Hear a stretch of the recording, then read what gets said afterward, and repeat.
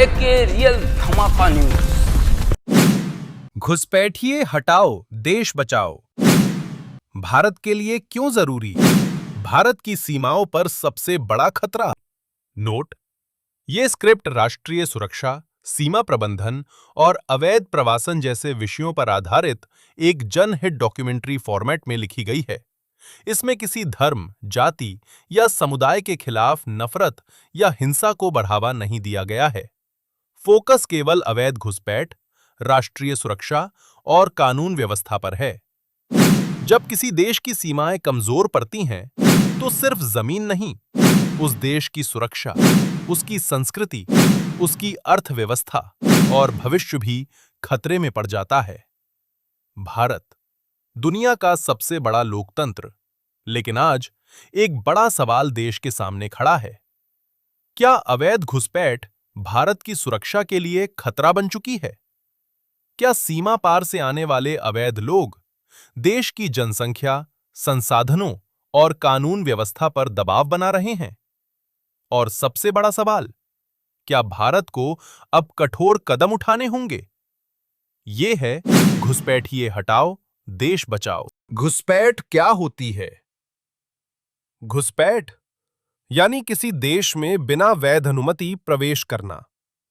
हर देश के अपने कानून होते हैं। वीजा, पासपोर्ट, नागरिकता, इन सबके बिना किसी दूसरे देश में रहना गैरकानूनी माना जाता है। भारत की सीमाएं कई देशों से लगती हैं: बांग्लादेश, पाकिस्तान, नेपाल, म्यांमार। कुछ सीमाएं बेहद कठिन हैं: नदियां, जंगल, पहाड़, जहां निगरानी आसान नहीं। भारत में दशकों से अवैध प्रवासन और घुसपैठ पर बहस होती रही है।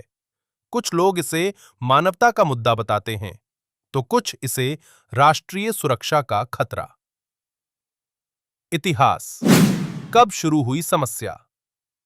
1947, देश का विभाजन, पार्टीशन ऑफ इंडिया।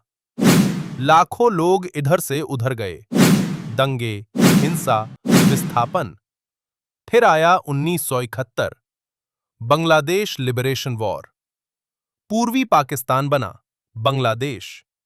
उस दौरान लाखों शरणार्थी भारत आए। समय बीता, लेकिन सीमावर्ती राज्यों में अवैध प्रवासन का मुद्दा खत्म नहीं हुआ।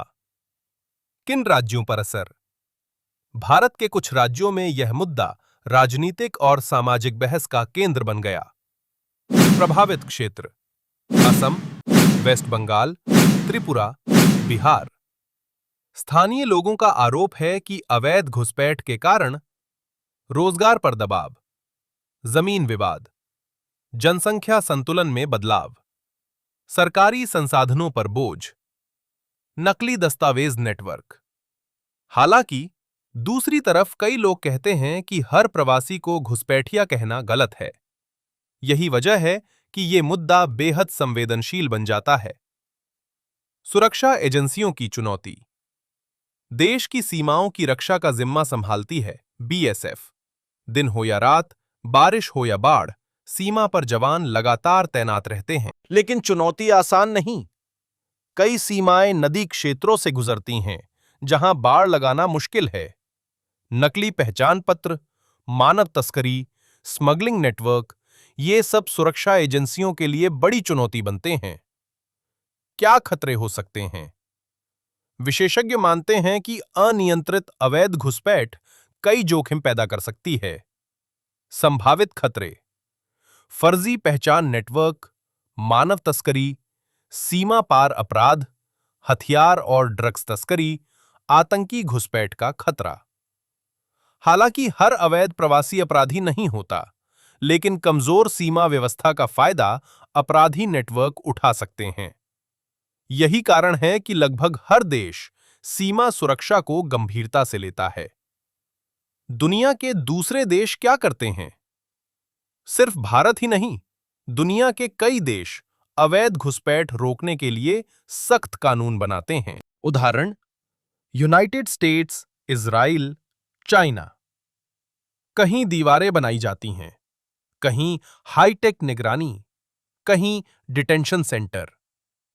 हर देश अपने राष्ट्रीय हितों के हिसाब से फैसले लेता है।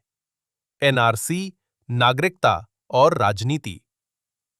भारत में नागरिकता और एनआरसी को लेकर भी बड़ी बहस हुई। कुछ लोग इसे राष्ट्रीय सुरक्षा के लिए जरूरी बताते हैं, तो कुछ लोगों का कहना है कि गरीब और दस्तावेजहीन नागरिकों को परेशानी हो सकती है। यानी सवाल सिर्फ सुरक्षा का नहीं, मानवाधिकार और संवैधानिक प्रक्रिया का भी है। समाधान क्या हो सकते हैं? तो क्या समाधान है? संभावित समाधान: मजबूत सीमा सुरक्षा, हाईटेक निगरानी, नकली दस्तावेज, नेटवर्क पर कार्रवाई तेज, कानूनी प्रक्रिया, अंतर्राष्ट्रीय सहयोग, मानव तस्करी रोकना, वैध शरणार्थी और अवैध घुसपैठ में अंतर। विशेषज्ञ कहते हैं, राष्ट्रीय सुरक्षा और मानवता दोनों के बीच संतुलन जरूरी है। भारत सिर्फ जमीन का टुकड़ा नहीं, ये करोड़ों लोगों की उम्मीद है। सीमाएं सुरक्षित होंगी तभी देश सुरक्षित होगा। लेकिन याद रखिए, कानून का सम्मान, मानवता का सम्मान और देश की सुरक्षा तीनों साथ चलना जरूरी है। घुसपैठिए हटाओ, देश बचाओ। लेकिन नफरत नहीं, कानून और संविधान के रास्ते पर। आप देख रहे थे एके रियल धमाका। लाइक, शेयर, सब्सक्राइब करना ना भूलें। धन्यवाद।